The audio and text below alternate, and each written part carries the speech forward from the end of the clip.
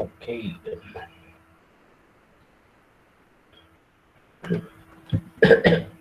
Yes, good morning, guys. Hope you guys are doing great. Let us start with the continue the discussion on voltage regulator. And everything is set. Let's go.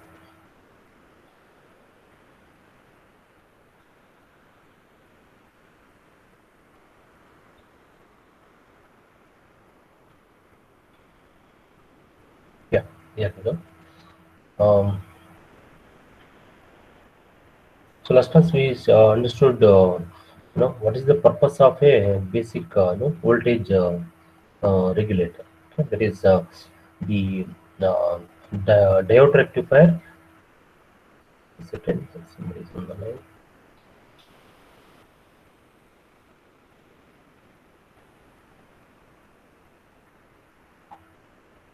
Okay. Okay. So the diode rectifier, of course, rectifies the AC input, but the only thing is, it has a ripple content. There is nothing but AC content of DC. The ripple content exists because of the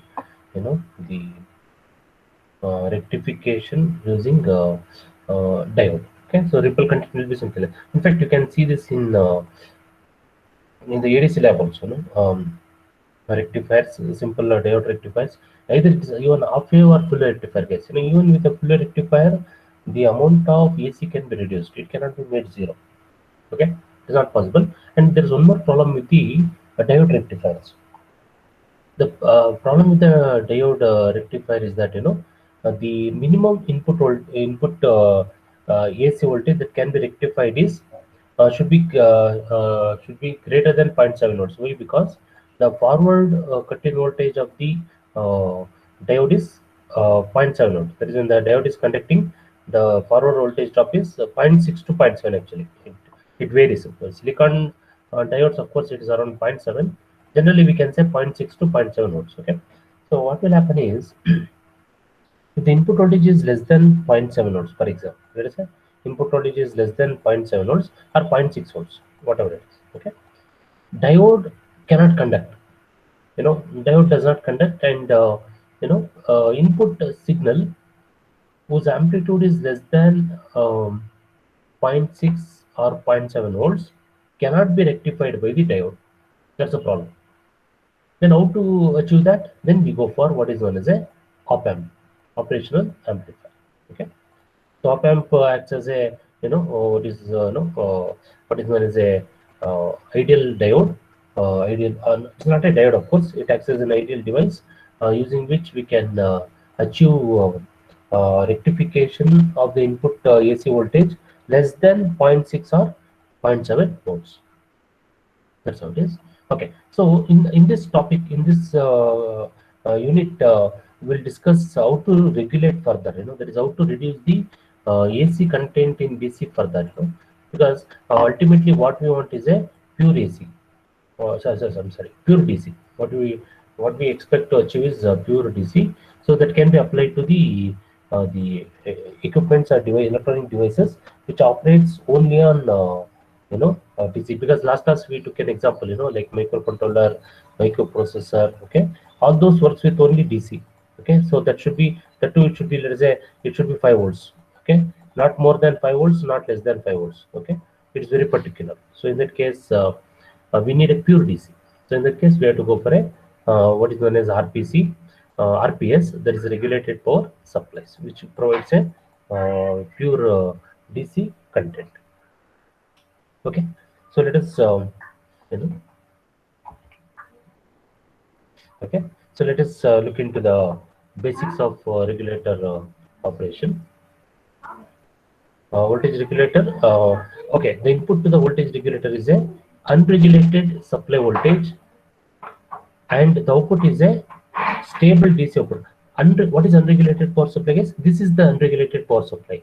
Why it is unregulated? Because it's not a pure DC. We are expecting it to be pure DC. It's not pure DC. It's a unregulated. No. And one more important factor is that, let us say, input signal changes. For example, let us say I'm expecting output voltage to be 5 volts. Okay, 5 volt DC. Input voltage is continuously changing. Input AC is continuously changing. Okay, in that case, what will happen is the output DC will also change when we use a diode for the rectification purpose. It will not give a stable DC. Okay, so thereby we have to have a circuit arrangement where the output voltage should remain at the required voltage. Let us say, for example, 5 volts, 3 volts, 2.5 volts. Depends on the application. Depends on the particular embedded application or depending on the device. For a particular voltage, the output should be stable irrespective of changes in the input voltage. Okay, that is known as regulated power supply. Okay, so yeah, let us look into the circuit, the block diagram now, which describes the operation of a what is known as a regulated voltage regulators. Okay, so input voltage is AC, just like we get the supply, 230 volts AC, 60 hertz. Okay, 230 volts, 60 hertz AC, and this voltage is step down by the step down transformer and filtered using a full wave rectifier, diode rectifier, of course, full wave diode rectifier. Okay, and it is further filtered using a capacitor. What is the role of this capacitor? Is the AC content available in this network? Whatever AC is available, we know that there is a ripple content. So for this ripple content, this capacitor acts as a short. Okay, so the AC content will flow like this, so that it is expected that DC content will be available as the supply voltage Vs. So we call that as a supply voltage Vs. Okay, because our concentration is on this one, not on the rectifier stage. A rectifier stage, we assume that that it's already designed and it's already available. So our concentration is only on the right now it is on the DC voltage regulator. Okay, so it is applied to DC voltage regulator. Output voltage is obtained across a load, which is expected to be a pure DC. How the output voltage looks like? Let us look into the waveform. Okay, something like this. Sir, Yeah, some students are trying to join the class, sir. Yes. ಹೌದಾ? Okay, okay. ಅಲ್ಲ, that's fine, but okay, ಅದು okay, okay. I didn't get the notification also. Sorry. Um, ಸ್ವಲ್ಪ join ಕೇಳಪ್ಪ. Ask them to join. ಯಾಕೆಂದ್ರೆ if I'm away from this browser page, they'll not be able to join. This is the problem.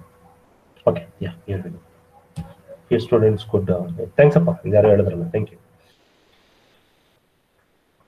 Yeah, I didn't get the message. I didn't get the notification also.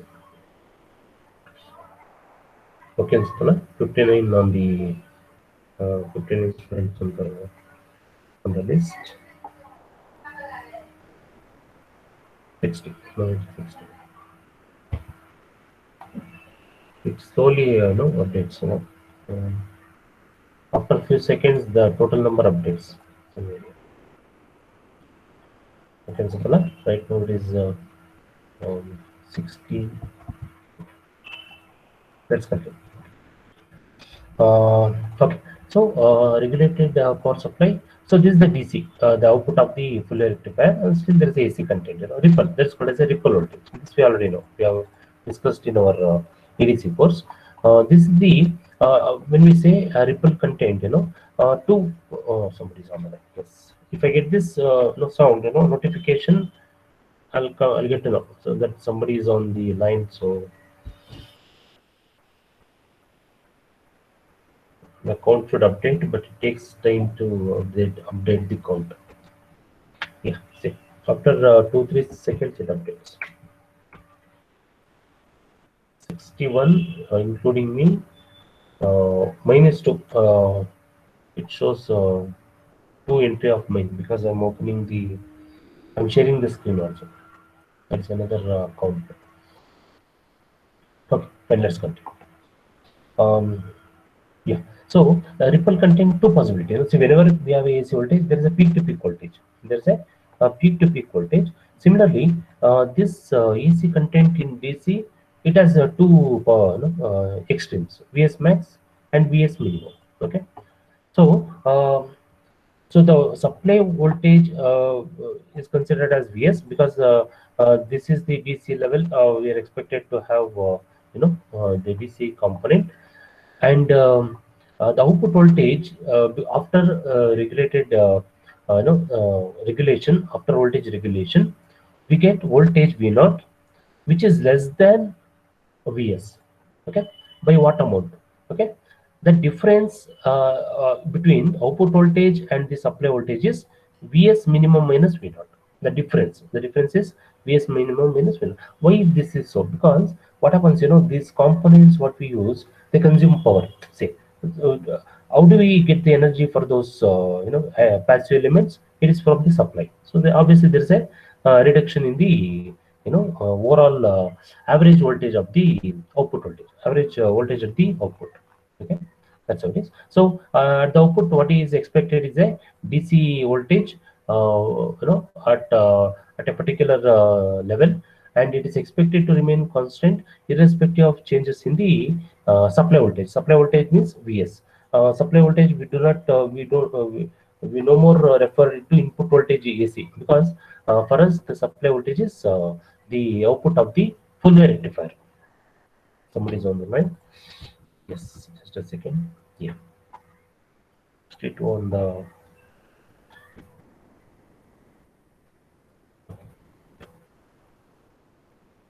Does it count varies? I don't know. Okay, no problem. Okay. So that is the that's the basic idea, no? So that's how the circuit works. So that the output voltage should be a DC, regulated DC supply. Okay, so unregulated supply derived by transforming, there is a step down. Okay, and then because input voltage is 230 volts, we do not want a 230 volt DC. Okay, so we want, let's say, 5 volts, or let's say we want 12 volts.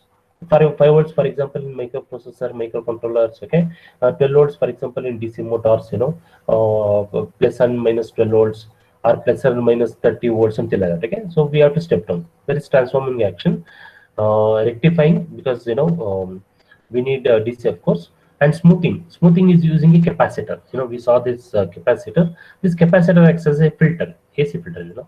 This acts as a AC filter. Okay, there is a smoothing action, or on an AC supply voltage, or on line voltage. Line voltage is what we get in the our domestic supply. So regulator normally produces reasonably constant output voltage regardless of the variations in the line voltage, and it normally supplies widely varying load currents without significant change in the output voltage. Because what does it mean is, there is this regulated supply, is the current. See, what we get is a current here. Guys, for example, even in a transistor, what is the output of a transistor, guys? It is a current actually. It is a collector current. This collector current is converted into voltage using a resistor. A resistor connected to ground. Very simple. We get output voltage across the resistor. Okay. Output is a current. Output of a transistor is a current. We convert that into voltage, because our interest sometimes, is that we want this voltage to be constant, even if the current is varying. On what factor this current depends? It depends on the load. Okay, it depends on the load RL. Okay, as the load varies, it depends on the load. In inductive load, resistor load, this current varies. Similarly, in our regulated supply, what happens is that the load may take some range of current, but what is expected is this output voltage should remain constant. Yes, in our charger also, mobile charger, they specify the voltage and current, 5 milliamperes, approximately 5 milliamperes, something like that, and voltage is 1.5 volts. Okay, so this voltage is expected to be 1.45 volts. This current may slightly vary. Okay, it depends on the load anyway. Okay, especially on inductive load, and especially on inductive loads, it is expected to slightly vary. Resistor load, it's not an issue. It's going to be almost constant. Significant change in the output voltage. Okay, fine. Okay, so unregulated power supply has a substantial ripple voltage that we saw, Vs minimum and Vs maximum, superimposed upon its average DC value. Okay, so this is the average DC value. This is the average DC value. It's something like, it's in an AC, if you consider, I think we had discussed this, I mean, this is the AC. This is the peak to peak value. This is the peak to peak value. This is the amplitude. Okay, this is the amplitude. This is the peak to peak value. This is the average value. This is zero line is the I think I can pick another color since it is available. This is the average value. This is the green color is the peak to peak value. Of course, there are two green colors. Okay, so average value of an AC is zero because it is ground level. It is zero. Okay, whatever RMS value is, RMS value varies. For a positive cycle, RMS value is positive, and for a negative cycle, RMS value is negative. That's how it is. Okay, so thereby in ripple voltage also what happens is the average value is a DC. That's what we expected actually. We wanted this level of voltage, but because of the circuit action, as I explained, as we understood just now, the output voltage reduces because of the passive components. These resistor, capacitor, they consume energy for its operation. Obviously, there is a power reduction, voltage reduction. Okay, so this ripple content has a average value. Okay, so this average value is superimposed on the average value. There is a DC level. Okay, so the peak to peak amplitude of the ripple voltage depends on the level of the load current. Okay, so the peak to peak value varies depends on the load current, becoming greatest at the highest load current. Okay, so the peak to peak value becomes highest at the highest. More, see, the idea is this, more the just a second. Okay, so more the current drawn, the peak to peak value also varies. The peak to peak value, but the output is constant.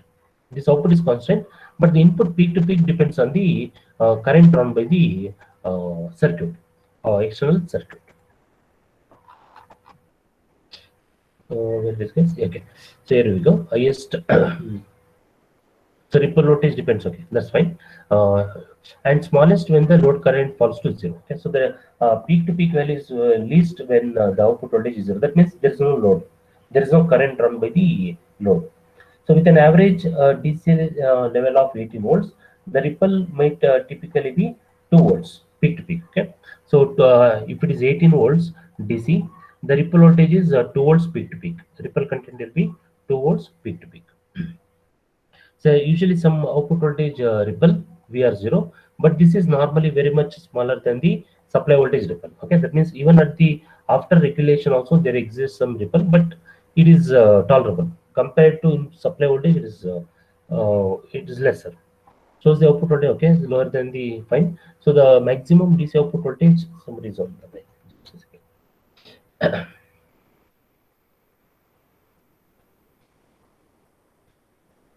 Somebody put, I think, join.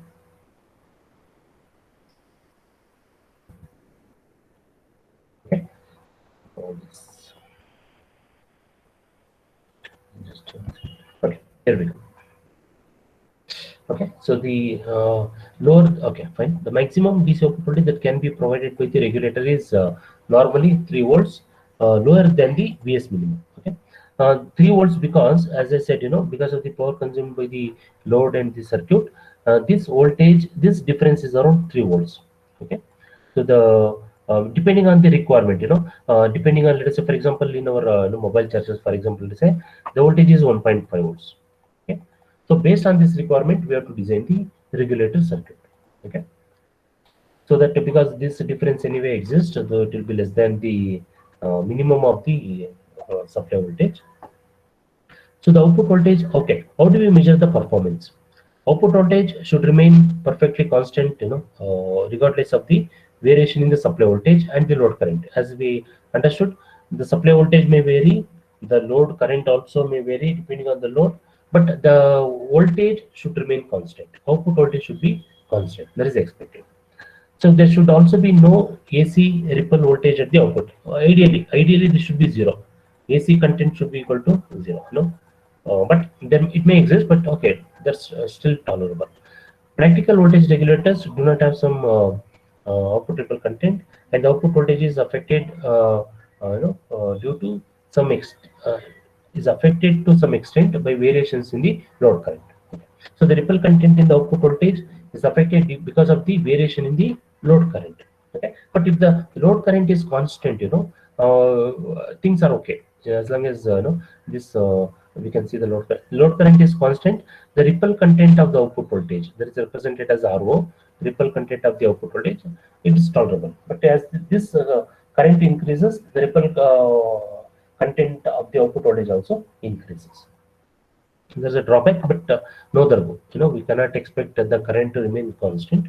So the performance of voltage regulator is usually defined in terms of three parameters: line regulation, load regulation, ripple rejection. We'll discuss each one of them now. Line regulation defines the variation in output voltage that occurs when the supply voltage Vs increases or decreases by a specified amount, usually 10%. Okay, that means output voltage varies for every 10% changes in the supply voltage, not the input AC voltage, not the the 230 volts. It is the that ripple content, output of the full wave rectifier, output of the full wave rectifier. Okay, so the output voltage change is expressed as a percentage of the normal DC output, because it's very small, so it is expressed in percentage. Okay, so the line regulation is change in output voltage, that is delta V naught. Sorry, this is totally, yes, delta V naught change in output voltage for every 10% change in the supply voltage. It is expected that that supply voltage does not change much. So with that expectation, the line regulation is specified in terms of percentage. Okay, next is what is known as a load regulation.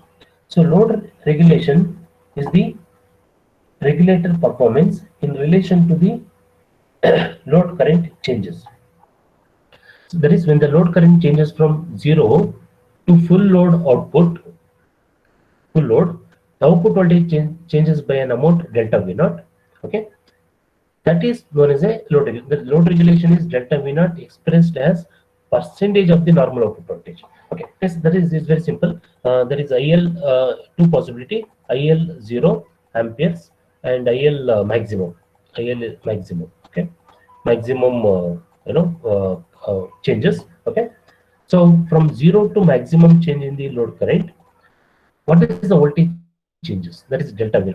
What is the output voltage changes? That is delta V naught. So delta V naught for maximum, say, when is the maximum change? When the IL is maximum, when the load current is maximum. Okay, that's why change in output voltage or change in current, which is maximum current over output voltage, that is known as a load regulation. See, line regulation is with respect to change in output voltage for change in supply voltage. Load regulation, change in output voltage due to change in the load current. That's the difference. Okay, but what we have to understand is load regulation, the current goes from minimum to maximum. At maximum load current, the change in output voltage is also maximum. Very simple. Okay. Ripple rejection is how much the voltage regulator attenuates, the supply voltage ripple. That is how far it is successful in minimizing the ripple content of the supply voltage. Okay, it is expressed in decibels because it is a very large quantity with a supply ripple of VRS. There is input supply VRS and an output voltage VR0. Because see, this is not VO, it is not output voltage. It is the ripple content of the output voltage VR0. Okay, so ratio of that, because supply ripple content is very large, output ripple content is very small. So ratio of that, it is expressed in terms of decibel. Okay, very simple.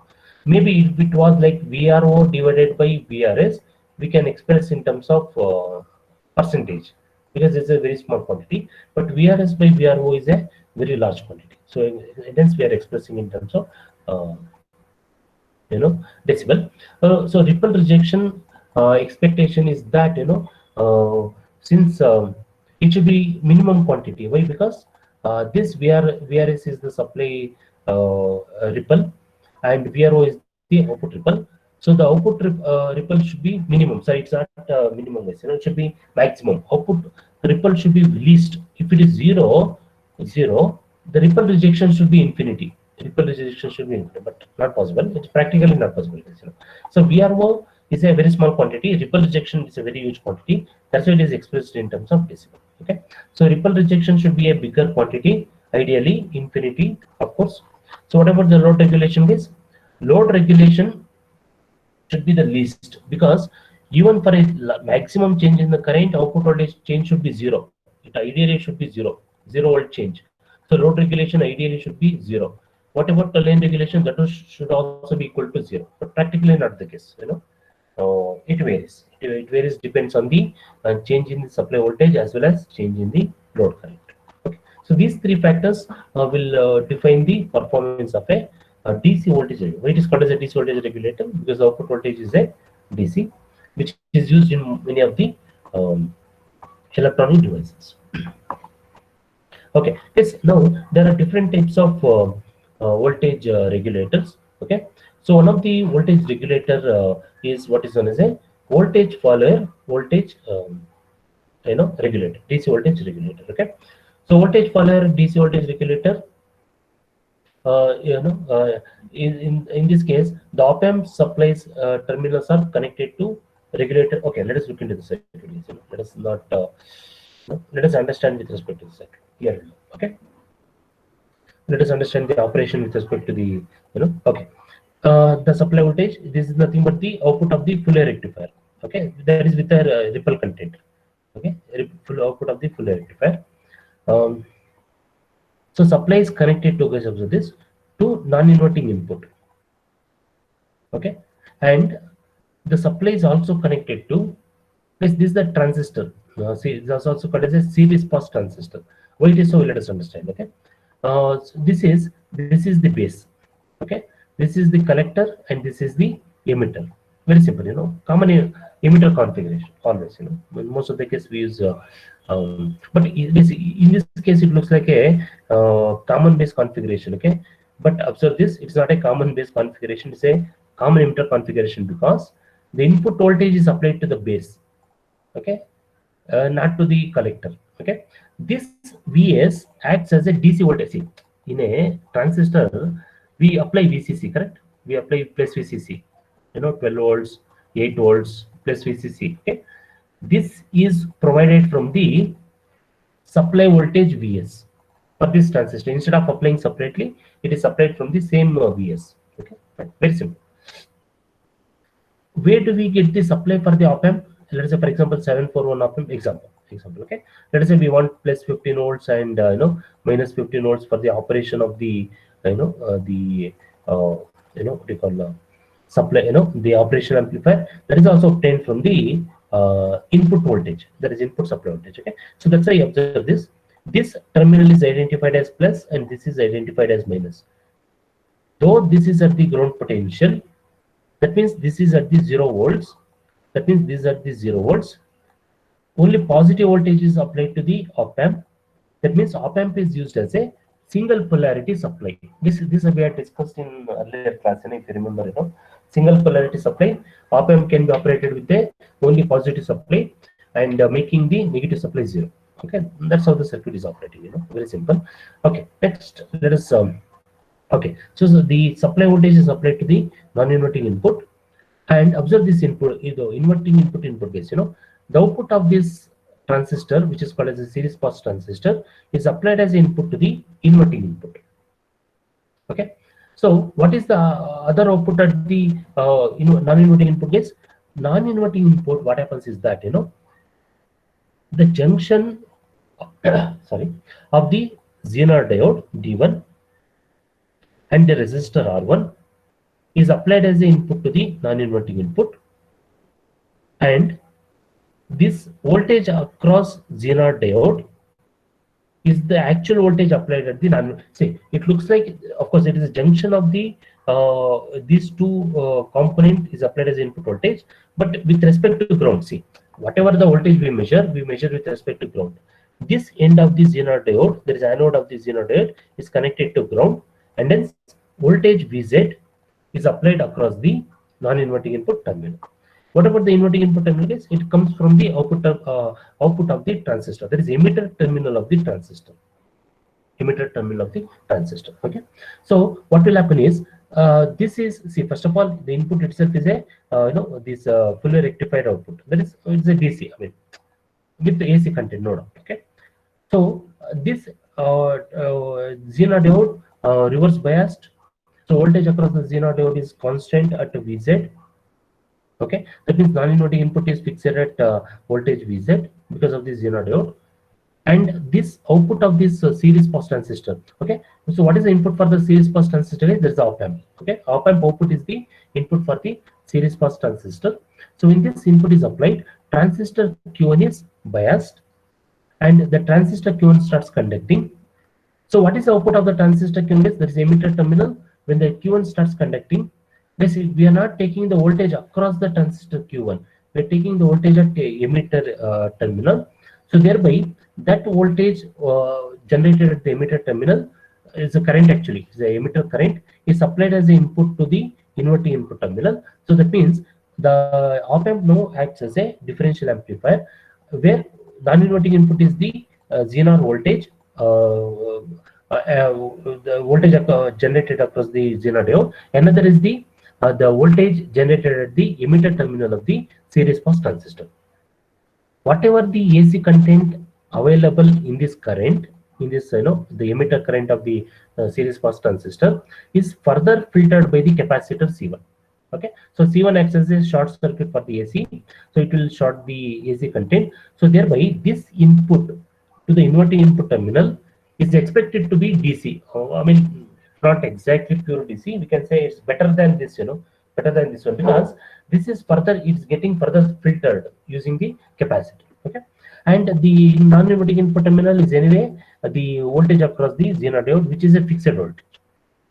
Okay, and we measure the output voltage across the emitter terminal and the ground, which gives a stable DC content, which is independent of the changes in the load current. Okay, why independent of load current is, let us understand. Okay, see, if assume, imagine, let us say, for example, instead of using a series pass transistor, if the op amp output is connected as the load current, I'm sorry, the op amp output is connected to the load by RL, for example. Okay, now this, as IL changes, what happens is this V0 also changes. There is VRO changes. Okay, and we also know that the output current of the op amp is limited. That is 25 milliamperes. For 741 op amp, if you remember, we had discussed in the characteristics of an op amp, output current is very limited. We can't achieve, let's say I can't get a 1 ampere from the output of a op amp. Not possible. Output of the op amp is, somebody's on the line. Just a second. Output of the op amp is limited. Okay. Now let's say we have a situation in DC regulated power supply where we need to generate the variable current. We need to generate a variable current in such a way that the current load current varies. This change in load current, that is demand for the load current, is provided by the transistor. That is, transistor is acting as an amplifier. Because normal BJT transistor, which acts as an amplifier. So this requirement for larger current is satisfied by the transistor Q1, but maintaining the output voltage constant, V0 constant. Okay, this V0 is also constant because of the Zener diode at the input. So this VZ remains almost constant, irrespective of changes in the supply. Because if you remember this experiment, I think in first year physics, in first year physics, I think there's one experiment. We had one experiment on Zener diode in first year engineering physics. I'm not talking about 10+2. Engineering physics, I don't know whether it's still there. That experiment is still there for it. Was there for you guys? I don't know. Anyway, so Zener diode voltage remains constant even if the supply voltage changes. So output voltage is expected to remain constant. What is our challenge now is that load regulation. What is load regulation? Change in load current should not affect the output voltage. For that, we are making use of what is known as a series pass transistor. That's what it is. Okay, which supplies which amplifies the current, so that any requirement for a larger current is managed by the transistor, keeping the output voltage constant. Very simple. Okay, Let us look into any other point if I missed, because okay, op-amp supply terminals are connected to the regulated power supply. That's true, because see, both the terminals are connected to regulated power supply only. See, this point is also connected to, of course, this is VZ. This point is from the output of the um, transistor emitter terminal, but that is supplied by the regulated power supply only. It's as good as saying that both the terminals are supplied by the unregulated power supply. That is VS, supply voltage. Okay, yeah. So thus the op-amp supplies plus VS and ground. As I said, it is a single polarity supply. It is not a plus or minus VS. We used to say, plus V and minus V, VC, plus VCC and minus V. It is a single polarity supply. Why it is single polarity supply? Why we cannot use a separate supply voltage? Not necessary. We could have applied a separate plus VCC and minus V. It's not necessary, because we can operate the op-amp in a single polarity supply. Op-amp does not have any issue with that. It's quite happy with that, no problem. Okay. So the output inverting input terminal connected to the output. There is inverting input terminal. V0 will remain close to the voltage at the non-inverting input terminal. Why? Because one reason is the Zener diode at the input terminal. Another reason is that the op-amp is acting as a voltage follower circuit. Okay, voltage follower circuit. So whatever the voltage we apply here, the same voltage is maintained at the output. Why it is what's the advantage of using a voltage follower circuit? The load circuit is isolated from the supply voltage. Okay, so there's the advantage of using a voltage follower circuit. It provides a high input impedance, Zi, very high is input impedance, and very low output impedance. Ideally, it should be infinite ohms at the input terminal and 0 ohms at the output terminal. Ideally, but okay. So practically, there is a slight change. It happens. No? Practical circuits are, it is a fact. Okay. I missed the line. Op-amp inverting terminal. Okay, V0 will remain close to non-inverting terminal. Voltage at the non-inverting input terminal. There is V0 equals to Zener diode. Okay, because it's a voltage follower circuit. So the function of series pass transistor is to provide load current larger than the maximum supplied by the op-amp alone. As we just now we discussed, op-amp provides, let's say 25 milliamperes, but it is most of the cases it is not sufficient. Then this series pass transistor helps in amplifying the load current. That is important because load current requirement varies. Okay, so with the larger load current, the op-amp output has only to supply the transistor base current. For example, if the load current is less than 25 milliamperes, Q1 can be omitted, and the op-amp can be connected directly to the load. Okay, so if the voltage requirement, that is if IL requirement is less than 25 milliamperes, we can directly short the load to the op-amp output. It's okay, that's not a problem. But if the load current requirement is larger than 25 milliampere, op-amp cannot provide. If op-amp is forced to provide current larger than 25 milliamperes, it will damage the op-amp. Okay, you cannot take a chance. That's why this series pass transistor is used. It helps in amplifying the the load current. Okay, so that's very simple. So it's around 25 milliamperes. There is output of the op-amp. So Q1, okay, that's fine. Okay, so C1 is a large value capacitor. There is this C1, which is connected to the ground. And this C1, which is acts as a AC short, usually 50 to 100 microfarad, which is connected at the output to help supply fast demand on the regulator, that is transients, and to suppress any tendency of the regulator to oscillate. Okay, so what is the possibility is that what is the worst possibility is that this op-amp, which is acting as a voltage follower circuit, if the difference voltage is slightly larger, okay, when the differential voltage tend to increase because of the increase in the load current, which changes the voltage applied to the inverting input terminal, output of the op-amp tends to oscillate.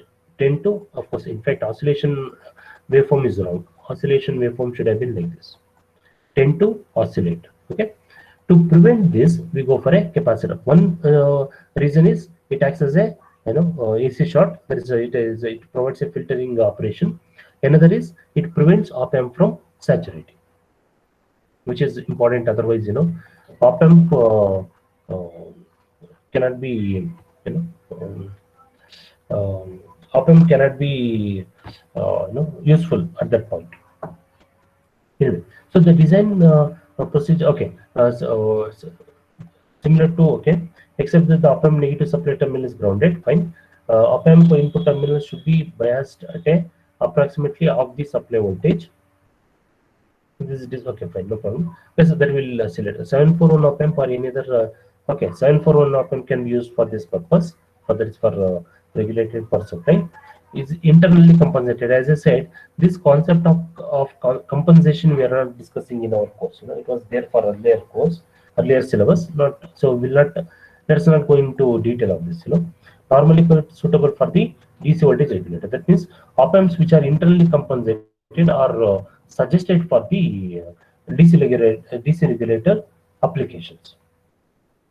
So selection of series pass transistor fitted with the, so this has to be fitted with the heat sink to avoid damage by the device overheating. There must typically be a minimum of 3 volts.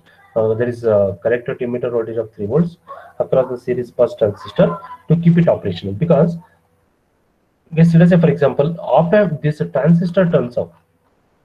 So let us say, for example, this current IB reduces, that is output current of the transistor, the op amp reduces, this transistor will turn off. Then there will not be any supply of load current. Okay, so to keep the transistor in the on condition, minimum of 3 volt should be available across the collector to emitter terminal of the on the transistor, series pass transistor. It's very important.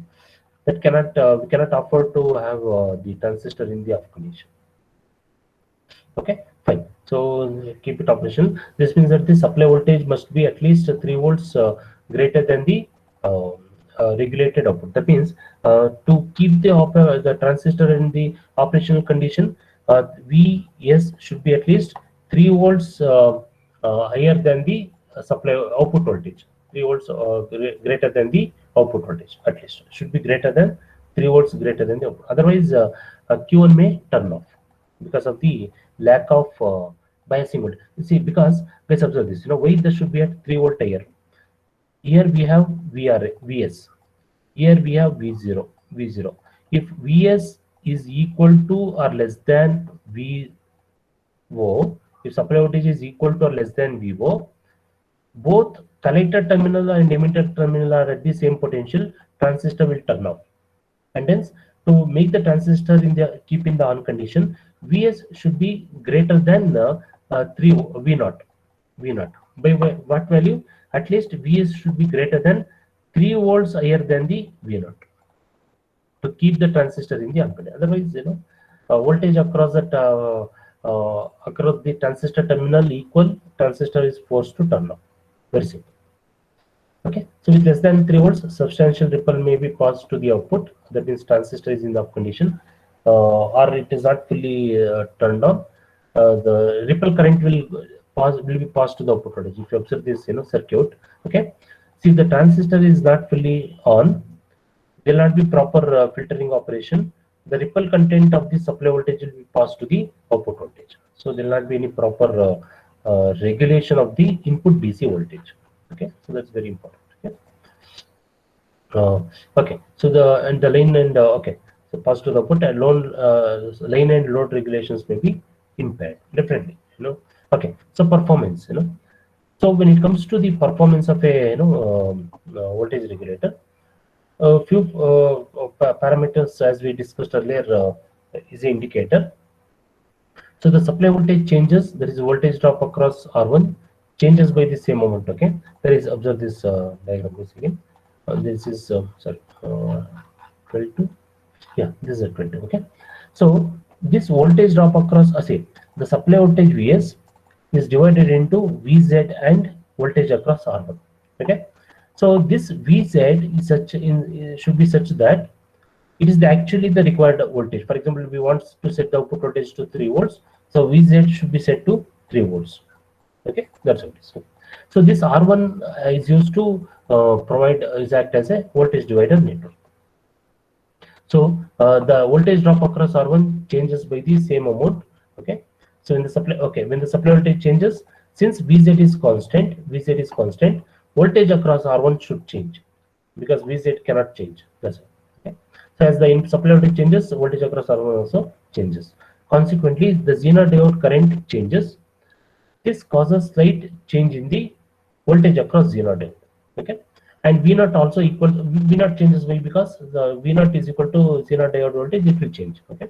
So output voltage also changes. This is because there is a change in the supply voltage. So whenever there is a change in supply voltage, there must be a change in slight change in the Zener diode voltage.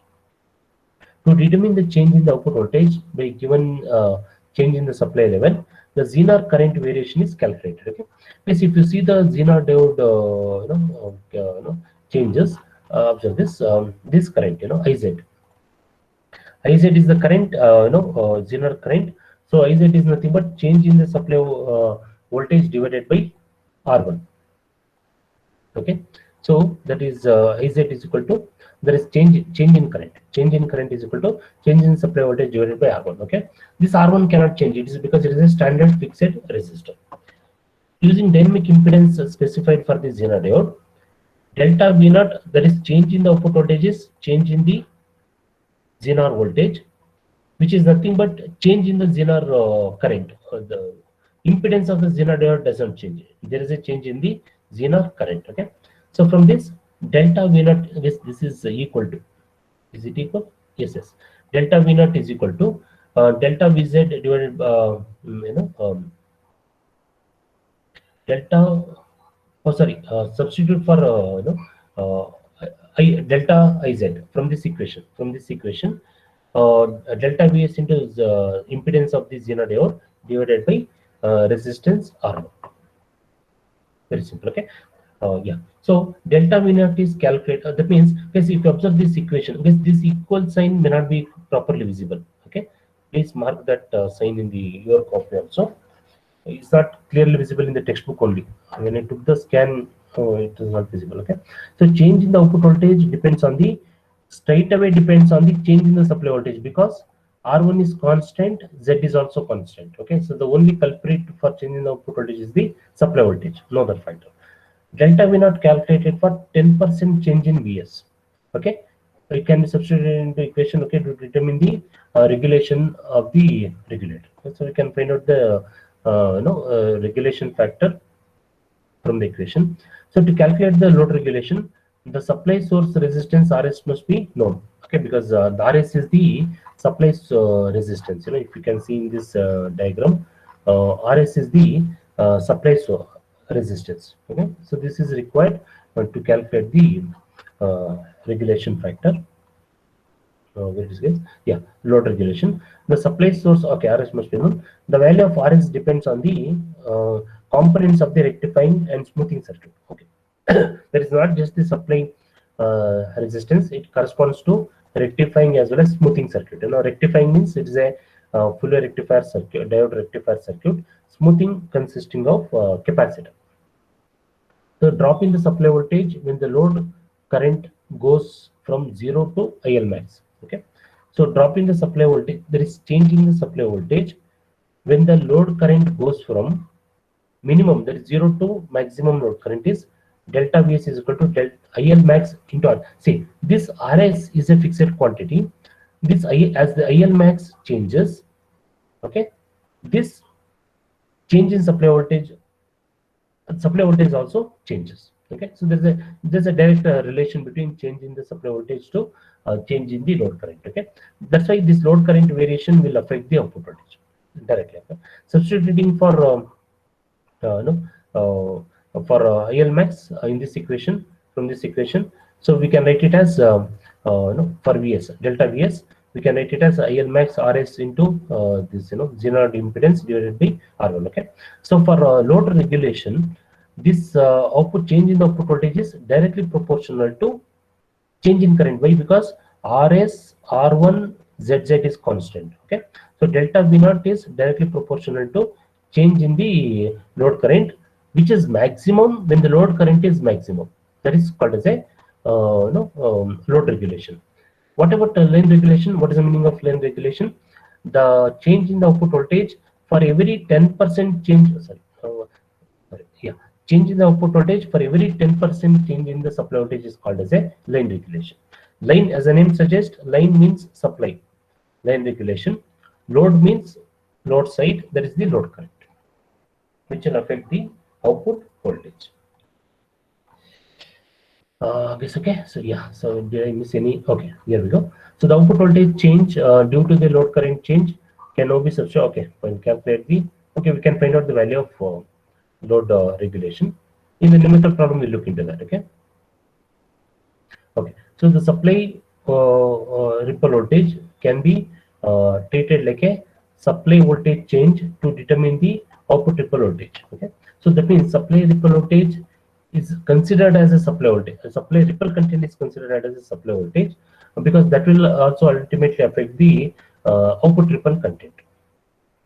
Substituting VRS for VS, instead of VS, we can consider it as a ripple content of the supply voltage, and ripple content of the output voltage instead of the change in the output voltage. We can write the expression as VRO is equal to VRS impedance of the Zener diode divided by the voltage divider network R1. Okay, so from this we can understand that change in the I think 1055. Yes, 2 more minutes, last 2 minutes.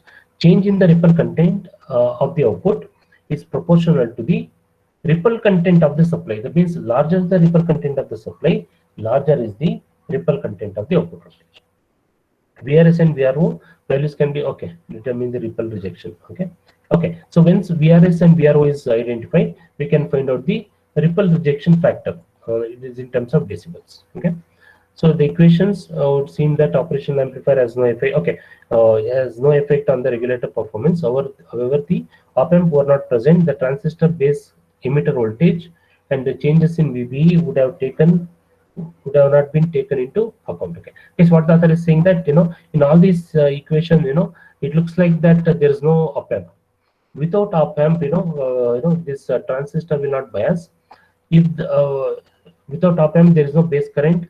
There is no base to emitter voltage VBE.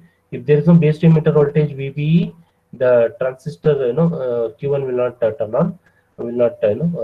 Turn on. If instead of op-amp, if directly the transistor is connected, what would have happened? Okay, instead of connecting in through op-amp, if the transistor is directly connected, the problem is this load will have loading effect on the supply. One thing.